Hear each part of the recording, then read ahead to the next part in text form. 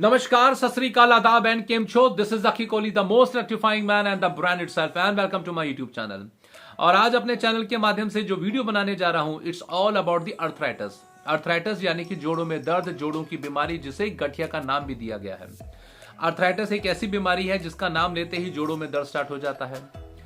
एक समय हुआ करता था, देयर वाज अ टाइम, जब अर्थराइटिस सिर्फ और सिर्फ सीनियर सिटीजन्स, उम्र दराज या बड़े बुजुर्गों में ही देखने को मिलती थी। बट जैसे जैसे समय बदला, लोगों का लाइफस्टाइल बदला, लोगों के पास they don't have a single minute to take care of their health, they are not taking proper nutrients, they are not taking green vegetables जो हमारी हेल्थ के लिए बहुत ज्यादा जरूरी है, and they are not going to the gym, वो proper तरीके से योगा भी नहीं करें। शायद ये भी एक बहुत बड़ी वजह है कि जो अर्थराइटिस है अब सिर्फ सीनियर सिटीजन्स में ही नहीं बल्कि यंग लोगों में भी अर्थराइटिस अब देखने को मिलता है। जैसे जैसे we are crossing the age of 30 और 35, अर्थराइटिस ने इन जैसे लोगों को भी अब कैप्चर कर लिया। अर्थराइटिस अपने आप एक इतनी पेनफुल बीमारी है कि सर से लेके पांव तक हमारे सभी जॉइंट्स के अंदर हमें बहुत ज्यादा दर्द रहता है कि हमारे लिए हर काम को करना बहुत ज्यादा मुश्किल हो जाता है। आज अपने इस वीडियो के माध्यम से हम बात करेंगे कि अर्थराइटिस कितने प्रकार का है और हम उसे किस प्रकार से क्योर कर सकते हैं। Arthritis is basically of two types, osteoarthritis and rheumatoid arthritis. But आज का जो मैंने वीडियो बनाया है वो सिर्फ ऑस्टियोआर्थराइटिस के ऊपर ही बनाया है, और अगला वीडियो जो मैं बनाऊंगा वो मैं रूमेटॉइड अर्थराइटिस के ऊपर बनाऊंगा। तो चलिए हम बात करते हैं कि what is all about osteoarthritis और हम उसे किस प्रकार से क्योर कर सकते हैं। हमारे जोड़ों में जब दर्द स्टार्ट हो और उस दर्द का सबसे पहला इफेक्ट अगर हमारे घुटने पर हो, तो हमें समझ लेना चाहिए कि हमारा जो वो अर्थराइटिस है वो हमारा अर्थराइटिस ऑस्टियोआर्थराइटिस है, क्योंकि ऑस्टियोआर्थराइटिस का जो सीधा असर है वो सिर्फ और सिर्फ हमारे घुटने पर होता है। ऑस्टियोआर्थराइटिस हमारे किसी भी बाकी जॉइंट्स को इफेक्ट नहीं करता है। ऑस्टियोआर्थराइटिस सिर्फ हमारे नीज को, हमारे घुटने को ही इफेक्ट करता है। ऑस्टियोआर्थराइटिस की एक सबसे बड़ा माइनस पॉइंट जो ये है वो ये है कि ऑस्टियोआर्थराइटिस 100% क्योर नहीं है। अगर हम इसको टाइमली डिडक्ट भी कर लें तो भी हम इसको 100% क्योर नहीं कर सकते हैं। बट हाँ, अगर हम कुछ एक्सरसाइजेस या कुछ अगर प्रिकॉशंस लेके चले तो हमें रिलीफ जरूर मिल सकता है। तो चलिए आज मैं अपने वीडियो के माध्यम से आपको कुछ ऐसी एक्सरसाइज बताने जा रहा हूं जो आप अपने घर पर बैठकर एक्सरसाइज कर सकते हैं और आप अपने घुटने को आराम दे सकते हैं। तो चलिए विदाउट वेस्टिंग द टाइम शुरुआत करते हैं आज की हम एक्सरसाइज के साथ। ऑस्टियोआर्थराइटिस के जो पेशेंट्स होते हैं, when they wake up early in the morning, तो उठते ही उनके घुटनों के चारों तरफ उनको एक सूजन सी दिखाई देती है। तो उठते ही जो उनको पहली एक्सरसाइज करनी है वो मैं आज आपको करके बता रहा हूं कि ऑस्टियोआर्थराइटिस के पेशेंट्स को पहली एक्सरसाइज कौन सी करनी है जब वो सुबह उठें। तो पहली एक्सरसाइज, उठते ही जब वो अपने बेड पर बैठे हैं, इस तरीके से वो बेड पर बैठें और इस पैर में अगर उनके राइट पैर के अंदर उनके घुटने में अगर दर्द है तो इस पैर को जितना फ्रीली वो ऊपर लेकर आ सकें, ज्यादा प्रेशराइज नहीं करना है, जितना आराम से आप अपने पैर को लेकर आ सकें। दोनों हाथ को, दोनों जो आपके पाम्स हैं, पाम से चारों तरफ आप अपने घुटने को आपने ये इस तरीके से आपने दबाना है और फिर इस तरीके से आपने यूं दबाना है, अंदर की तरफ आपने इस पे प्रेशर लगाना है। आप ऐसा समझ लीजिए कि जैसे कि आपको एक क्ले दे दी गई है या आपको एक आटा दे दिया गया है और आपने उसकी एक बॉल बनानी है। आपने उसको स्पंज करके उसकी एक राउंड शेप में आपने उसको एक बॉल बनानी है।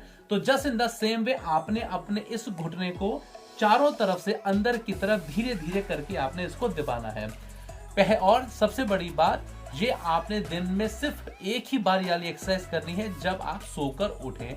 3 से लेकर 4 मिनट तक ही आप इस वाली एक्सरसाइज को कर सकते। So here comes the second exercise.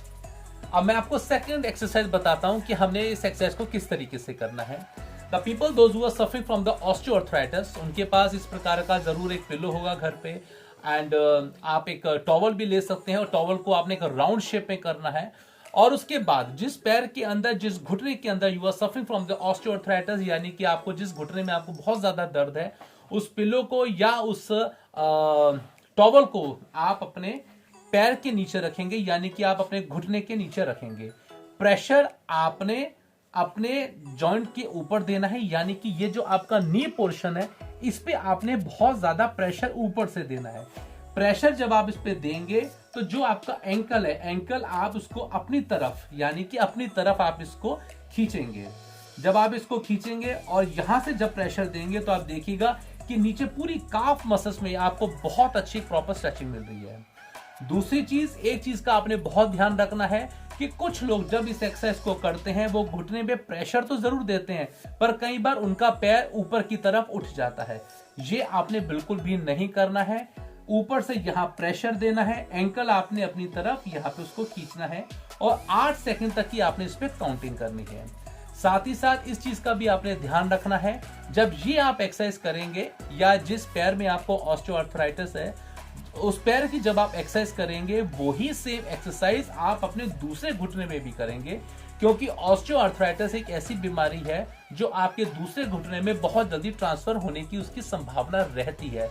इसलिए अगर if you are suffering osteoarthritis in your right knee तो आप लेफ्ट नी की भी एक्सरसाइज जरूर करें, या अगर आपको लेफ्ट नी में ऑस्टियोआर्थराइटिस है तो आप अपने राइट नी में भी आप उसकी एक्सरसाइज को जरूर कीजिएगा। तो चलिए now move on for the third exercise. तो here comes the third exercise. इस थर्ड एक्सरसाइज में मैं आपको बताऊंगा जिन लोगों को ऑस्टियोआर्थराइटिस है उन लोगों को अक्सर लेटने में या आराम करने में या उनके घुटने में बहुत ज्यादा उनको दर्द होता है, तो आपने किस तरीके से इस एक्सरसाइज को करना है वो मैं आपको बताता हूं। जब आपके इस घुटने में आपको बहुत ज्यादा दर्द हो तब आपने अपने घुटने को धीरे धीरे ऊपर उठाना है। एक चीज का ध्यान रखना है कि आपने अपने इस पैर को इस तरीके से नहीं उठाना हवा में लेकर।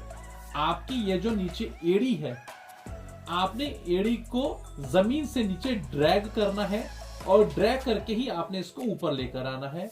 2 सेकंड तक की आपने इसमें काउंटिंग करनी है, 1 2, और ड्रैग करके ही आपने धीरे धीरे इस पैर को नीचे लेके जाना है।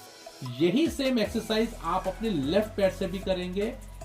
नीचे ड्रैग करके ही आप अपने पैर को धीरे धीरे ऊपर लेकर आएंगे। 2 सेकंड तक की आप इसमें काउंटिंग करेंगे, 1 2, और ड्रैग करके ही आपका पैर धीरे धीरे इस प्रकार से नीचे जाएगा। 5 बार इस पैर से, 5 बार इस पैर से आपने इस एक्सरसाइज को करना है। So now here we go for the fourth exercise. So guys, here comes for the fourth exercise. अब मैं आपको फोर्थ एक्सरसाइज बताता हूं कि आपने किस तरीके से फोर्थ एक्सरसाइज को करना है। बिल्कुल ध्यान दीजिएगा कि आपने इस एक्सरसाइज में basically we are strengthening our legs, यानी कि हमारी जो काफ मसल्स है हम उसको बहुत ज्यादा स्ट्रेंथन कर रहे हैं। अब वो किस प्रकार से होगा वो मैं आपको बताता हूं। आपने अपने पैर को ऊपर लेके जाना है। अब ये आप डिसाइड कैसे करेंगे कि आपने पैर इतना ऊपर लेके जाना है या ज्यादा नीचे लेके जाना है, बस आप चीज का ध्यान रखिए। अगर आप अपने लेफ्ट पैर को ऊपर लेके जा रहे हैं तो राइट पैर का जो आपका थंब होगा, थंब से अप्रोक्सीमेट उसकी बिल्कुल ऊंचाई पर, ये देखिए ये मेरा थंब है, ये मैंने इसकी ऊंचाई के आसपास अपने पैर को यहां रखा है। अब मैं अपने एंकल को अपनी तरफ यहां खींचूंगा और 8 सेकंड तक इसकी मैं काउंटिंग करूंगा, 1 2 3 4 5 6 7 8। अब धीरे धीरे अपने एंकल को सीधा रखूंगा और ये मेरा पैर नीचे जाएगा।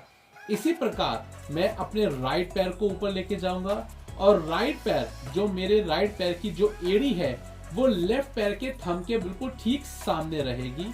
एंकल को मैं अपनी तरफ खींचूंगा, 8 सेकंड तक की काउंटिंग करूंगा और उसके बाद धीरे धीरे पैर को मैंने अपने नीचे रखना है।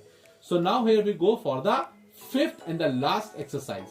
सो guys here comes the fifth and the last exercise. और ये जो लास्ट एक्सरसाइज है ये मैं बैठ के करूंगा और मैं आपको बताऊंगा कि ये लास्ट एक्सरसाइज हमने कैसे करनी है। इस लास्ट एक्सरसाइज के लिए आप इस एक्सरसाइज को स्टूल पे भी कर सकते हैं, बेड पे भी कर सकते हैं या चेयर पे भी कर सकते हैं। प्रॉपर स्टेबिलिटी के लिए ये जरूरी नहीं है कि आप अपनी बॉडी को स्टेबल करने के लिए पीछे कोई बैक का सपोर्ट लें, आप इसको बिना सपोर्ट के भी इस एक्सरसाइज को कर सकते हैं। इस प्रकार का पिलो आपने लेना है, आपने अपने घुटने के नीचे रखना है और उसके बाद धीरे धीरे आपने अपने पैर को ऊपर लेके आना है। अपना जो आपका रेंज ऑफ मोशन है धीरे धीरे भी इसको बाद में आप ऊपर उठा सकते हैं। इसके बाद आपने अपने इस एंकल को अपनी तरफ खींचना है। जब आप इसको खींचेंगे तो आप देखिएगा नीचे आपको पूरी काफ मसल्स के अंदर एक बहुत ज्यादा प्रॉपर स्ट्रेचिंग मिलेगी और अगर प्रॉपर स्ट्रेचिंग मिले दैट मीन्स कि आपकी एक्सरसाइज जो है वो बहुत ज्यादा करेक्ट हो रही है। इस प्रकार से आपने एक्सरसाइज करनी है। 10 सेकंड तक आपने इसको रोकना है। उसके बाद पहले आपने अपने एंकल को सीधा करना है, उसके बाद अपने इस पैर को नीचे लेके जाना है। यही सेम एक्सरसाइज आप अपने उल्टे पैर के साथ भी करेंगे। 10 सेकंड तक आप उसको कंट्रोल करेंगे और दोनों पैरों की जो एक्सरसाइज होगी वो 5 बार आपने इस पैर से, 5 बार आपने इस पैर से करनी है। सो गाइज आज के लिए बस इतना ही। आज मैंने आपको ऑस्टियोआर्थराइटिस के बारे में जानकारी दी कि हम उसको किस प्रकार से क्योर कर सकते हैं एंड व्हाट इज ऑस्टियोआर्थराइटिस, वो भी मैंने आपको उसके बारे में जानकारी दी। नेक्स्ट मेरा जो वीडियो बनेगा वो रूमेटॉइड आर्थराइटिस के ऊपर बनेगा। So now this is the time to say good bye. And before leaving, don't forget to subscribe my channel and don't forget to like my video. And this is Zaki Kohli signing off. Hasta la vista.